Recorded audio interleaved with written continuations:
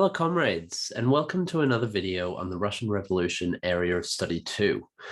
In this video, we're going to be mainly talking about the Kronstadt Rebellion. It was a significant turning point, as we'll find out shortly, but we're also going to start by talking about some peasant uprisings that were still taking place as the Civil War came to a close. Now, first, a quote. This comes from a letter written by Kronstadt Sailors on the 1st of March, 1921, titled "What We Are Fighting For." This is a small part, even though it's quite a long quote, it's a small part of a larger quote that you can access in your textbook. It says, "After the October Revolution, the working class had hoped to achieve its emancipation. The result has been to create an even greater enslavement of the individual man. The sickle and the hammer have actually been replaced with the bayonet and the barred window, for the sake of preserving the calm, carefree life of the new bureaucracy of communist commissars. Here at Kronstadt, the first stone of the third revolution has been laid." So you can tell that the Kronstadt Sailors, through this quote, are not satisfied by the Communist Party and the Bolsheviks and how they have gone about the post-revolution years. And so they're claiming that they're ready for a new revolution. So let's continue. First of all, let's have a recap of our last video. In mid-1918, so in our last video, we were looking at war communism, so the economic policy in place during the Civil War. So war communism was introduced in mid-1918. It was a range of authoritarian and centralized policies aimed at gearing the economy towards the war effort and bringing socialist principles into use. So it's important to remember that before war communism, from late 1917, there had been a policy called state capitalism, which was a transitional economic policy that was a combination of socialism and capitalism. War communism was a hard push towards socialism. So war communism, unfortunately, had dire consequences for most social groups. The bourgeoisie were forced into hard labor. Workplaces of the proletariat were militarized, and peasants had their grain seized by squads sent out to requisition food. So the requisition squads that we spoke about last time. So that's where we left off. First of all, speaking of the grain requisitioning, let's have a look at peasant uprisings. So former SR Alexander Antonov led a political organization known as the Union of Toiling Peasants, or the UTP. And managed to form a peasant, now they were based in the Tambov region, and he managed to form a peasant army of 20,000 men by 1921. With the Civil War at an end, more Red soldiers could be deployed elsewhere against other armies, as we will see with the Peasant Uprisings and again with Kronstadt. So 50,000 Red Army soldiers poured into the Tambov region to crush Antonov's rebellion. They were very successful, and some of the methods they used included flushing out guerrilla fighters from forests using poison gas, killing peasants on the spot if they refused to give their name, killing peasants on the spot if they were suspected of hiding weapons. Any villagers suspected of supporting the insurgents or supporting the rebels were given 30 minutes to reveal the whereabouts of rebels, and if they did not, then hostages, including women, would be killed in front of the whole village. So very harsh measures, similar to the sorts of measures used by Dzerzhinsky and the Cheka through the Red Terror. By August 1921, while they were harsh measures, they were successful, because by August 1921, the last of the Green movements had been stamped out. Antonov, who managed to escape, was finally tracked down and killed in a shootout along with his brother. between them and a group of Chekists in June 1922. So that brought an end to the Peasant Uprisings that have been taking place throughout the Civil War years and in the immediate aftermath. Now let's have a look at the Kronstadt Rebellion. First, let's contextualize it. So by the end of 1920, the economy was in ruins. We already know that. The urban population was ravaged by hunger and disease. Now, we didn't have a video on the Great Famine, but we studied it in class. But the 1921 famine, which had, already sort of started prior to that, with peasants hoarding their grain. So there was hunger, disease. Peasants in many regions were in open revolt. So remember, this says by the end of 1920, and the Antonov's Tambov uprising was still going on through 1921. So we've sort of gone from peasant uprisings and jumped back a little bit to contextualize the Kronstadt Rebellion. Now, after the Civil War, war communism continued. Grain requisitioning actually increased because hunger was a major issue facing the Russian population. And so Lenin and the Bolsheviks decided to increase grain requisitioning. And the militarization of workplaces was reinforced by the creation of labor armies of soldiers. Now, as you can imagine, when the Russian people have been sold war communism as an effort to supply for the Red Army, then after the Civil War comes to an end, war communism wasn't all that popular. So anger and disillusionment festered and tensions flared in late 1921 when thousands of workers in Moscow and Petrograd went on strike.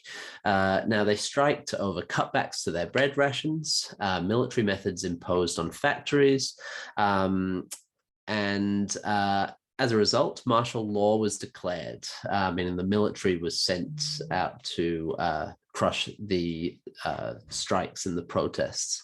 Red Army officers patrolled the streets, and they were also ordered to stand guard outside factories, basically stopping factory workers from going on strike. The Kronstadt Sailors, who we have heard about previously, and I'll explain where we've heard about them previously if you can't remember. The Kronstadt Sailors sent a delegation from Kronstadt Island to investigate the crackdown on workers' protests. They were not impressed with what they saw. One sailor wrote, "One might have thought that these were not factories, but the forced labor prisons of Tsarist times." So comparing, seeing continuities here from the Tsarist regime to the current regime. So who were the Kronstadt Sailors? Kronstadt was an island-based fortress which guarded the marine approaches to Petrograd. So here in this map, it's a bit hard to see, but here is Petrograd. And here is Kronstadt. Now, the Kronstadt Sailors were one of the Bolsheviks' most loyal fighting forces. They'd been described by Trotsky as the pride and glory of the revolution, the reddest of the red. Now, that's a really great quote to remember, Trotsky calling the Kronstadt Sailors the reddest of the red. They were committed to the revolution. They'd been one of the first military units to mutiny during the unrest of 1905. They also played an active role in the October Revolution of 1917. So they were really active participants and supporters of the Bolsheviks up until this point.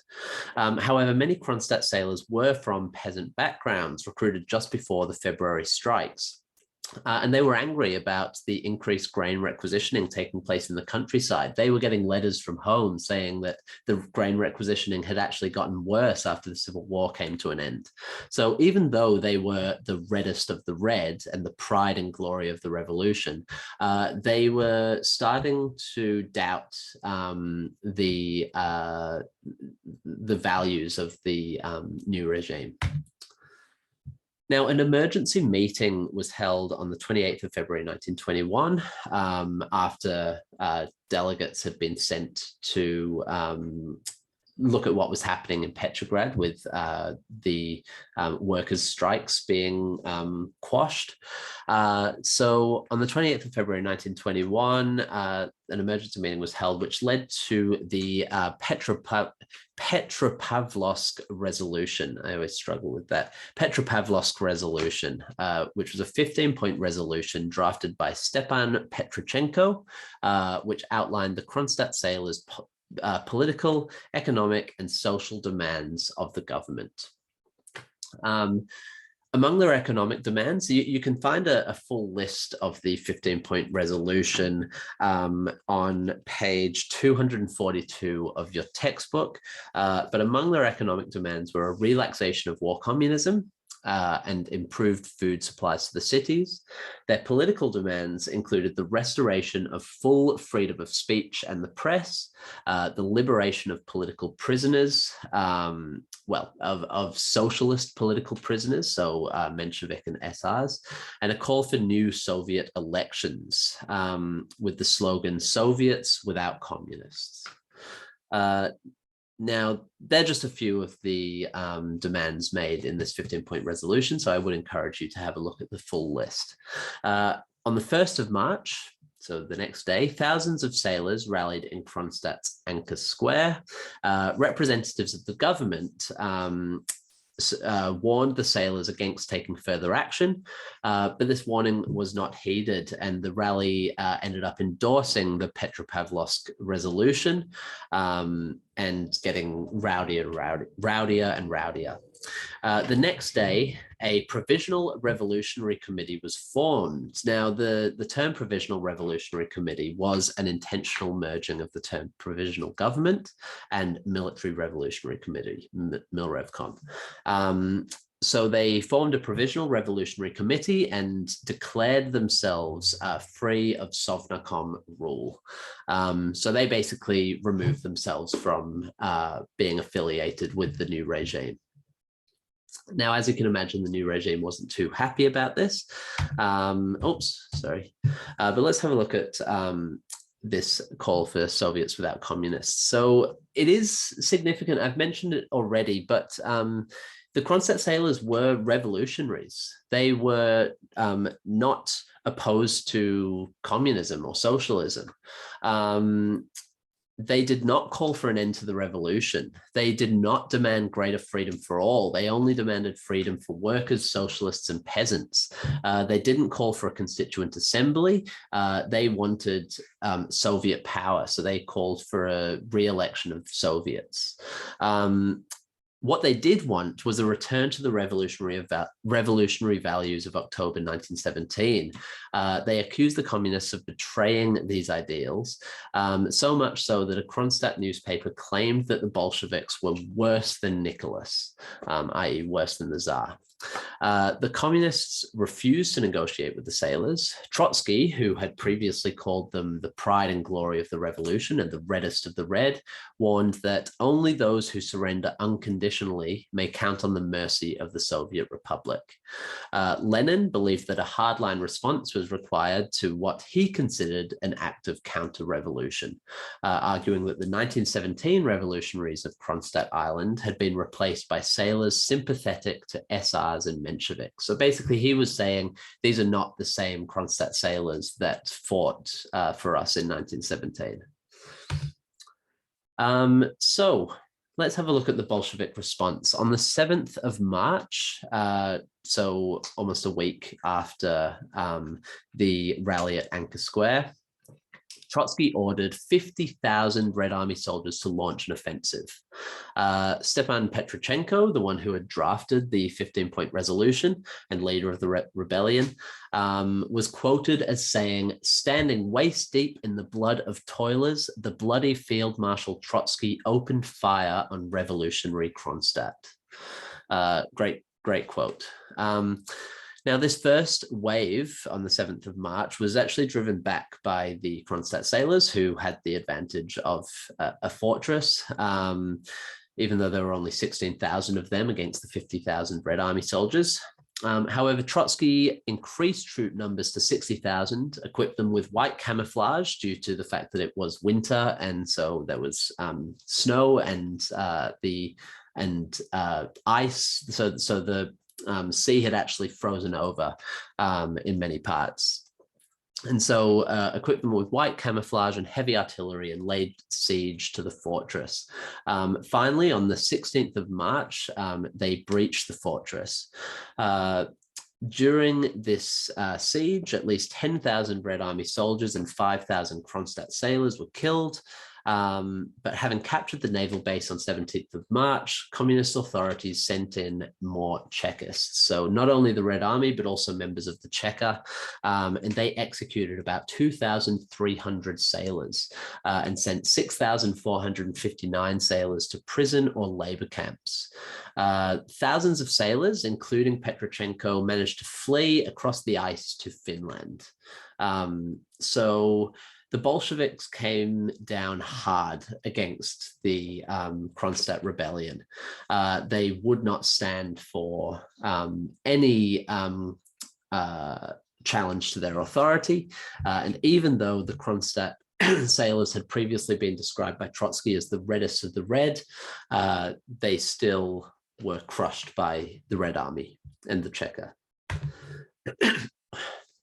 Which brings us to the significance of the Kronstadt Rebellion. So the events at Kronstadt were seen by many at the time as the point when the Bolsheviks broke with the ideals of the October Revolution. An anarchist, Alexander Berkman, wrote in his diary the following: "Kronstadt has been attacked. My heart is numb with despair. Something has died within me. Terror and despotism have crushed the life born in October. The revolution is dead." So many at the time saw this as a true turning point, and similarly, many historians see this as a turning point. So historian Sheila Fitzpatrick argues that it was a symbolic parting of the ways between the working class and the Bolshevik Party. So in this instance, the Kronstadt Sailors represent the working class, and the Bolshevik Party represent the new regime. The communists made it clear that they would respond to any challenge to their authority with brutal opposition. Lenin is quoted as saying, "Now is precisely the moment for us to teach this public a lesson, so that for decades to come, they will not dare to even contemplate resistance."